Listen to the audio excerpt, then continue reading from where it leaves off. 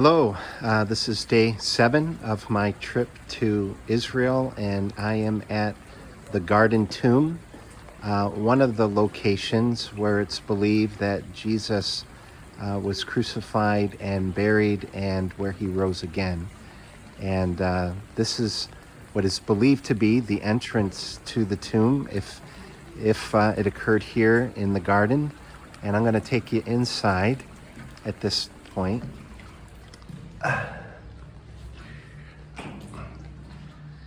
And I'm going to try to get over the fence here. And what we see here are some stone sepulchers where the body would be laid. And there's 3 of them here. So this would have been a tomb purchased by a very wealthy person. And it was for his family. It was for his family. Coming out of the tomb,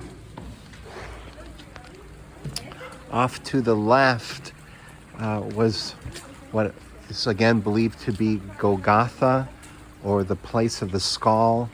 And there was what appeared to be a skull image in the rock, which is why some people believe this may be where Jesus was buried and where he raised from the dead. This would have been the type of stone that would be placed in front of the tomb, that would have been removed by the angel, not so Jesus could get out, but so the disciples could get in and see that he had risen.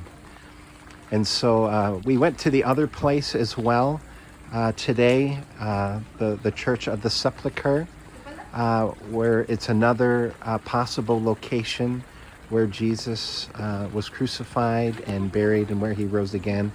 To be honest, the Church of the Sepulchre is probably the more likely location, but I chose to videotape here today because you do see a more natural environment of the type of place where Jesus likely would have been buried, rather than what we saw inside of the Church of the Sepulchre.